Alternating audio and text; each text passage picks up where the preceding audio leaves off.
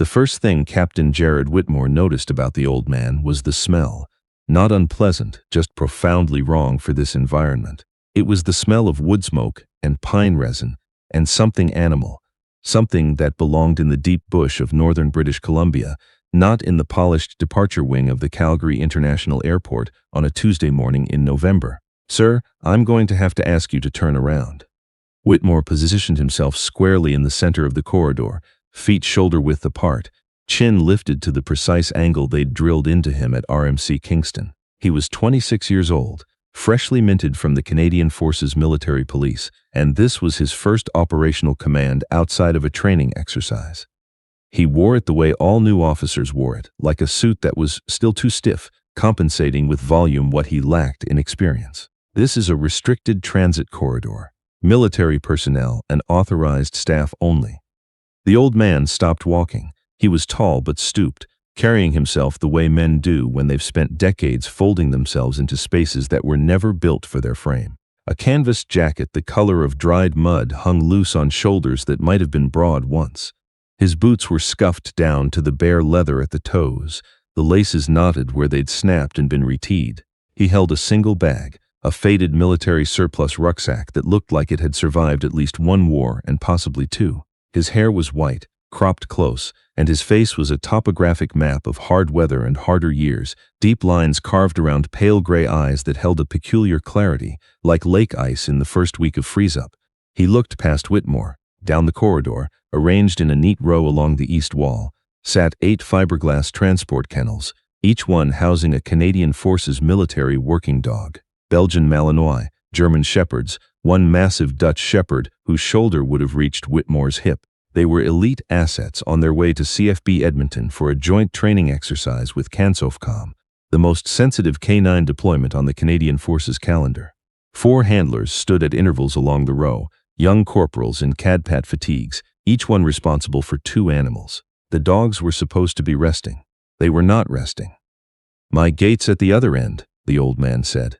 His voice was low and unhurried, carrying the faint flattened vowels of a man who'd grown up somewhere on the prairies and never bothered to lose the accent. "Just cutting through. Shorter this way."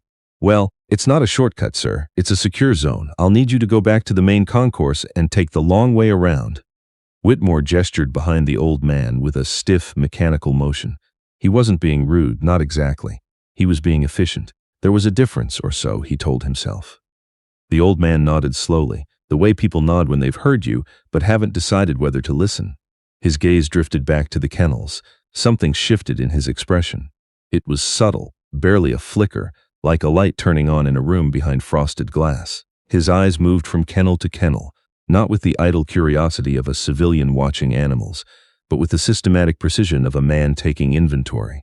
That was when the first dog made a sound. It came from the 3rd kennel in the row, housing a 7-year-old Belgian Malinois named Titan. Titan was the senior dog on the detail, a veteran of 2 overseas deployments, steady as bedrock and about as emotional. He did not whine, he did not vocalize outside of trained alerts. That was what made the sound so wrong. It was a low, sustained note, somewhere between a whimper and a moan, rising from the dog's chest like a signal from very deep water. It wasn't distress. It wasn't aggression. It was something the handler, Corporal Ethan Baird, had never heard before in 4 years of working with the animal. "Easy, Titan. Easy." Baird crouched by the kennel door, his voice dropping into the calm, measured register they'd all been trained to use. He placed his hand against the mesh. Titan ignored him. The dog's entire being was oriented toward the old man at the end of the corridor, every muscle locked, eyes unblinking. Then the dog beside Titan joined in. Valkyrie, a young female shepherd, began to pace her kennel in tight, urgent circles, her nails clicking a frantic rhythm on the fiberglass floor. A 3rd dog started. Then a 4th. Within 30 seconds, all 8 dogs were vocalizing, a chorus of sounds that no one in that corridor had ever heard military working dogs produce. It wasn't barking. It wasn't the sharp, controlled alert sequence they'd been conditioned to perform.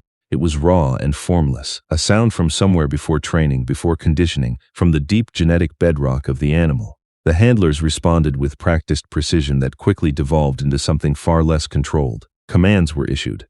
Titan, Platz. Platz. Valkyrie. Quiet. Quiet. The dogs heard the commands the way you hear traffic noise from inside a building. The sound registered. It was processed. It was dismissed as irrelevant. Whitmore felt the first cold thread of genuine alarm. He'd been briefed on these animals. They were worth hundreds of thousands of dollars in training alone.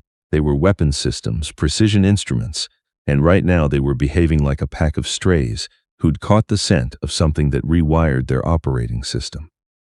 This was his detail, his responsibility, and it was falling apart in front of airport security cameras and the cluster of curiouses who were beginning to gather at the corridor entrance, phones raised.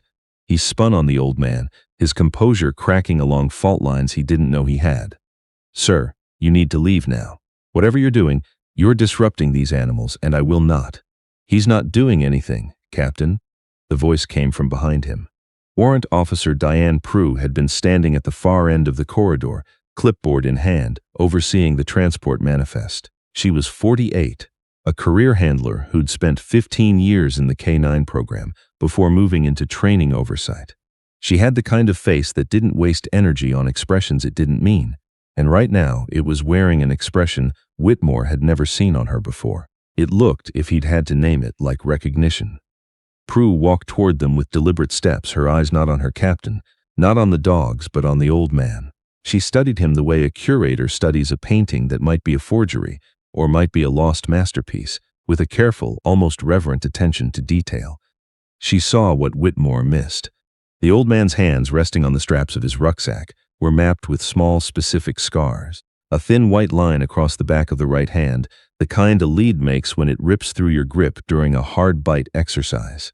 A crescent-shaped mark on the left wrist, canine teeth, upper jaw, the signature of a dog that had redirected during a controlled aggression drill. These were not the hands of a man who kept a golden retriever. These were the hands of a man who had worked with animals that could kill and who bore the small receipts of that partnership on his skin. She saw his posture. Whitmore saw a stooped old man. Prue saw something different. The stoop wasn't weakness. It was compression. Underneath it, the man's skeletal alignment was precise, weight balanced evenly, center of gravity low, feet positioned for stability. It was the posture of someone who had trained their body to project harmlessness while remaining capable of explosive action. She'd seen it in JTF-2 operators and in the old-school PPCLI sergeants who'd spent time in places that didn't appear on any official deployment record. And then there were his eyes. They weren't watching the dogs the way a civilian watches dogs. They were reading them. She could see the micro-movements of his gaze, tracking the position of each animal's ears, the tension in their shoulders, the rhythm of their breathing.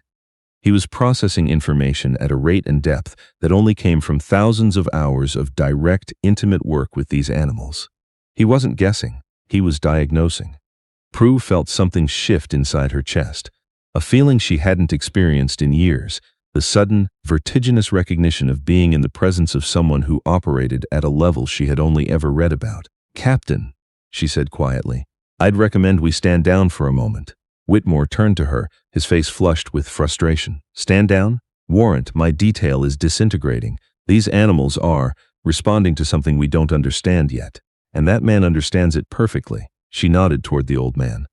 "Look at him, sir. Really look." Whitmore looked. He saw a senior citizen in a dirty jacket. He saw a problem. He could not see past his own interpretation to reach the truth underneath it. And, in that failure, he was doing exactly what every young officer does when confronted with something outside their training. He was defaulting to authority instead of observation. "Sir," he said to the old man, his voice tight, "if you don't vacate this area voluntarily, I am going to have security escort you out. I don't care if you're the Prime Minister's grandfather. You are leaving this corridor." He stepped forward and reached for the old man's arm. The old man didn't flinch, didn't step back, didn't tense. He simply turned his head and looked at Whitmore's approaching hand with an expression of mild, almost paternal patience, the way you look at a child reaching for a stove element, knowing they'll learn, but wishing they didn't have to learn the hard way. Then the situation became dangerous. Titan threw himself against the door of his kennel. Not a bump, not a nudge. A full-force impact that buckled the latch housing and sent the fiberglass crate skidding 6 inches across the polished floor. The sound was enormous, a gunshot crack that echoed off the tile walls, and it triggered an instantaneous chain reaction. All 8 dogs erupted.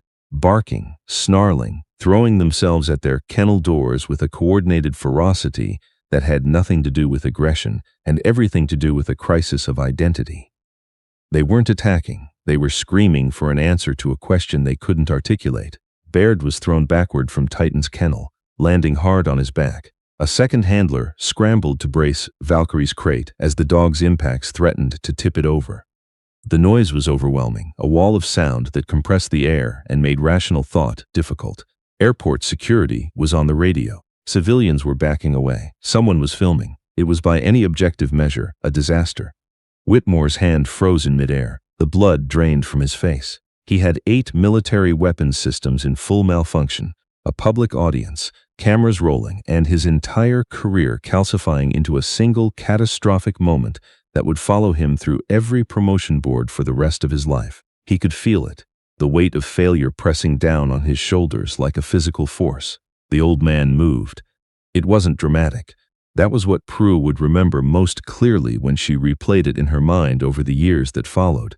There was no theatrical transformation, no Hollywood moment of revelation. The old man simply set down his rucksack, straightened his back, and stepped past Whitmore into the center of the corridor. But in that straightening, something fundamental changed. The compression left his frame, and what emerged was not an old man at all. It was an axis, a center of gravity around which the chaos of the corridor began, almost imperceptibly, to reorganize itself. His shoulders settled into a line that spoke of decades of physical discipline. His chin came up. His hands hung loose at his sides, fingers relaxed, palms slightly forward. Every single element of his body language was a signal, transmitted on a frequency that the humans in the corridor couldn't consciously perceive, but that the dogs received like a radio tower receives a broadcast. He stood still, he breathed, and the quality of the air changed. The barking faltered, not all at once but in a cascade, like a wave breaking and pulling back. One dog stopped, then another, heads cocked, ears rotated. 8 sets of eyes, previously wild and unfocused, locked onto the old man with the pinpoint intensity of rifle scopes acquiring a target. The corridor wasn't silent yet, but it was listening. The old man's gaze moved from kennel to kennel. He didn't rush. He met each dog individually, holding the connection for exactly as long as it needed to be held. Prue watched his eyes and recognized what he was doing. He was acknowledging them. Not as animals, not as assets, as soldiers. Each one individually by name if he'd known their names, by rank and file if names weren't available. He was seeing them, and in being seen by someone who spoke their deepest language, the dogs were finding something they had been desperately searching for since the moment he'd walked into their sensory range. He was the answer to the question. When the last dog fell silent, he spoke. The word was quiet. It barely carried past the first row of kennels. Prue, standing 15 feet away, had to strain to hear it.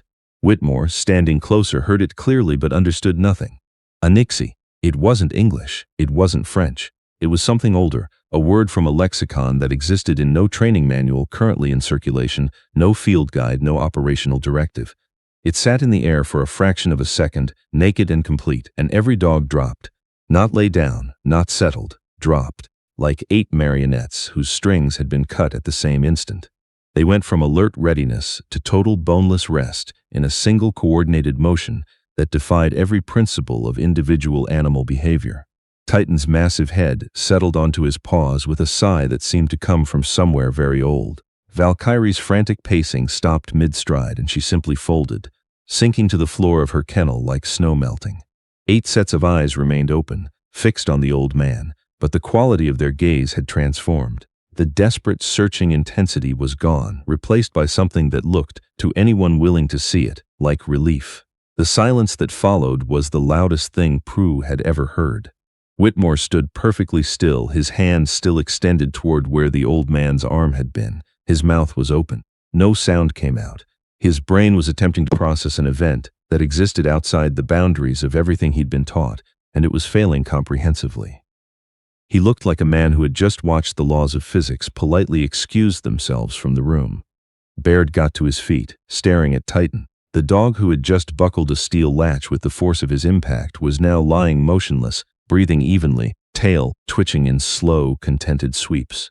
4 years Baird had worked with this animal. He had never once seen Titan respond to a verbal command with that speed, that completeness, that utter and absolute surrender of will. He looked at the old man and felt something rearrange itself in his understanding of the world. "What?" Whitmore's voice came out as a croak. He cleared his throat and tried again. "What did you just do?" The old man didn't turn around immediately. He was watching the dogs, and there was something in his expression that Prue recognized with a pang. It was the look of a man seeing old friends. Not dogs. Friends. Comrades. The last living connections to a chapter of his life that he had closed and locked and buried so deep that even he, most days, could pretend it didn't exist. He turned slowly to face Whitmore and the immense presence that had filled the corridor a moment before receded. The compression returned to his shoulders.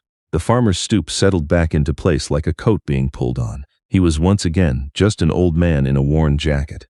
"They weren't malfunctioning, son." His voice was quiet, carrying no edge, no superiority. Just an old patience. "They were conflicted." Conflicted? Whitmore repeated the word as though it belonged to a language he didn't speak. Prue stepped forward. She had been holding her breath, she realized, for the better part of 2 minutes. "Captain, what you just witnessed was a foundational state release.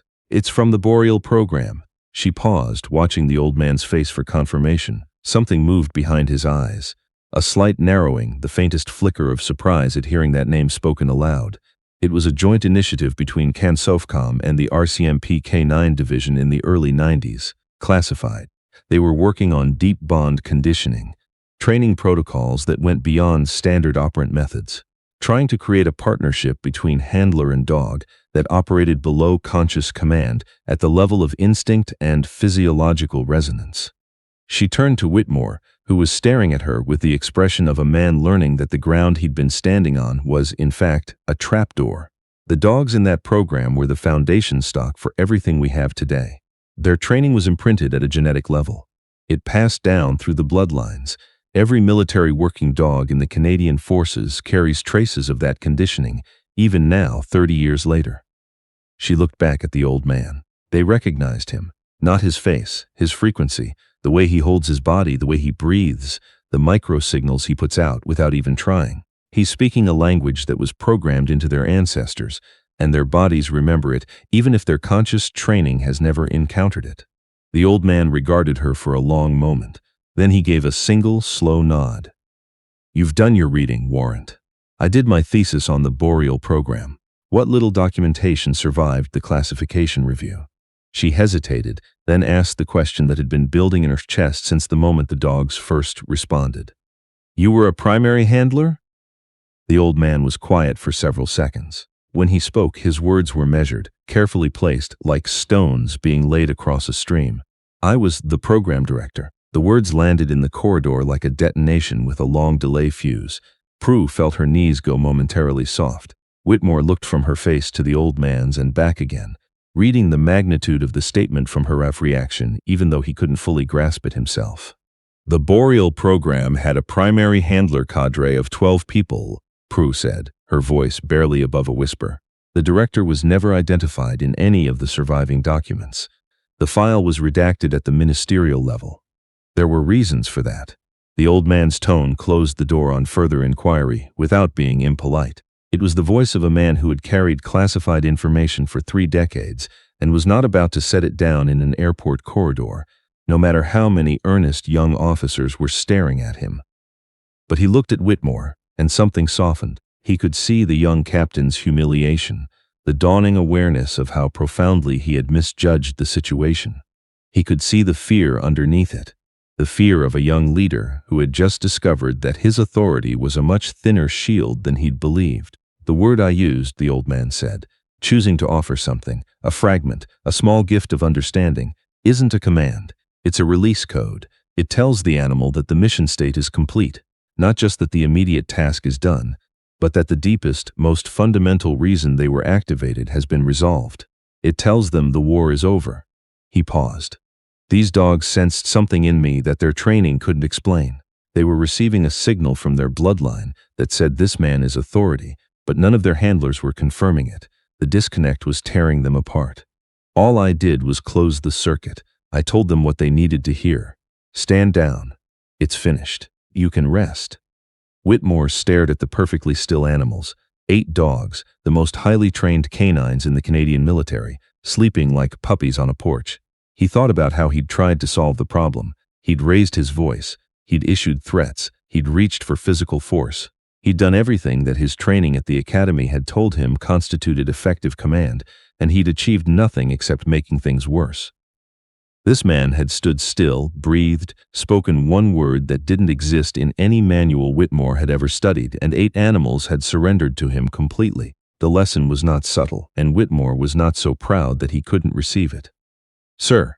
He straightened, and this time the posture wasn't performance. It was genuine respect, offered from a place of humility rather than regulation.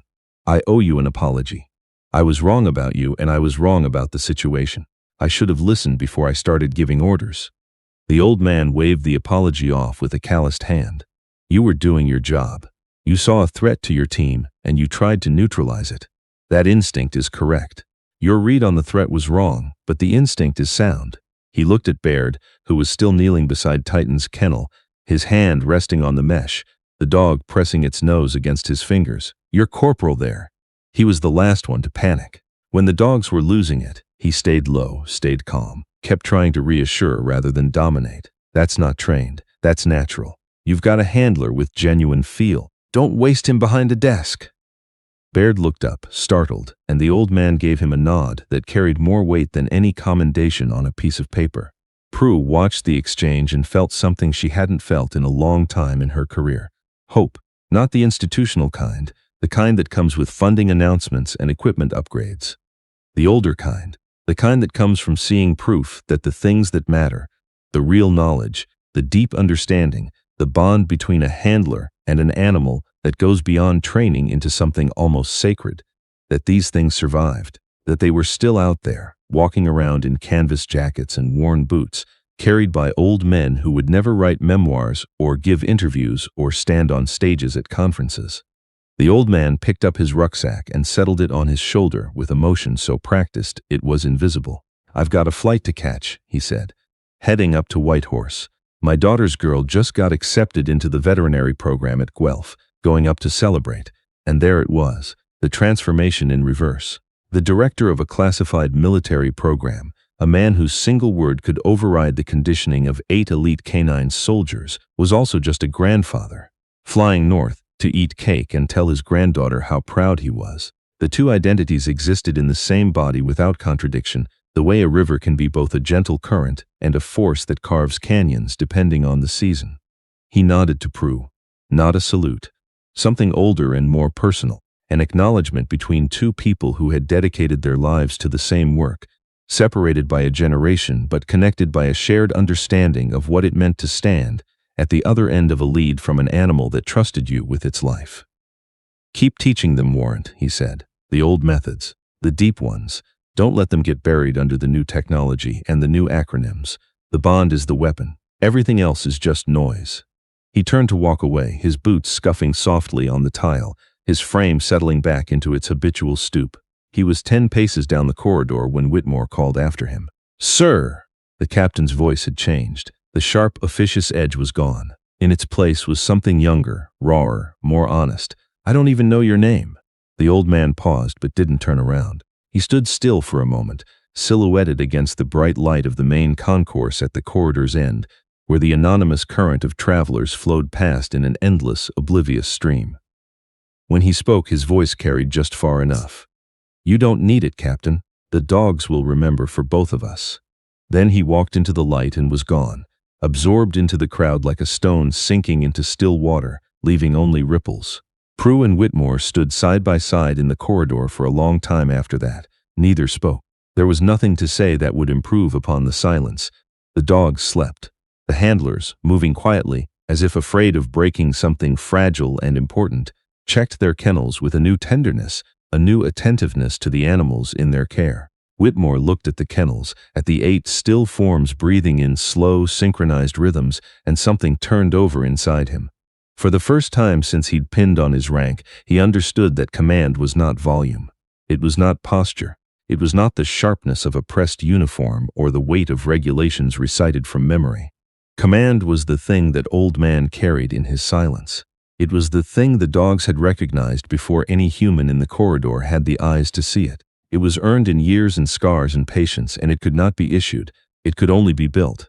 He looked down at his hands, clean, unscared, untested. He thought about the old man's hands, the white lines across the knuckles, the crescent marks of canine teeth, the calluses that told a story no personnel file would ever contain. He had a long way to go, but for the first time he knew which direction to walk. Baird appeared at his shoulder.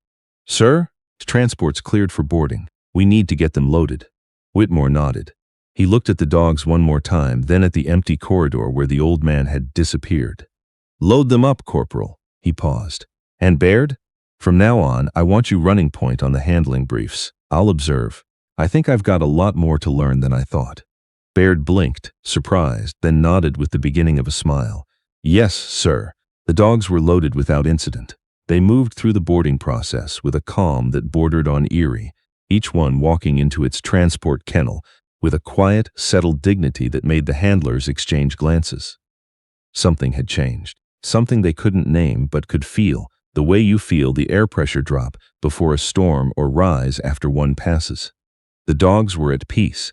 They had been seen, acknowledged, and released by a voice from the deepest layer of their conditioning, and the effect was lasting.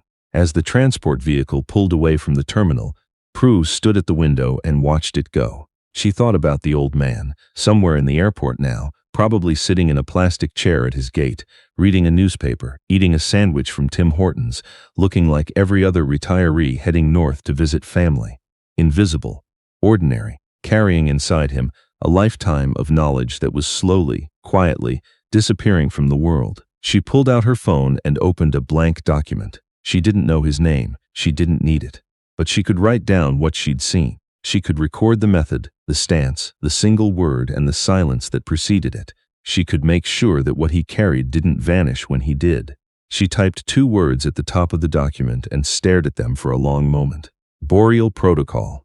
Then she began to write. Outside, the November wind pushed across the tarmac, carrying the first hard bite of a prairie winter. Somewhere inside the terminal, an old man in a canvas jacket sat quietly at gate C12, his rucksack at his feet, watching the plane's taxi through the gray light.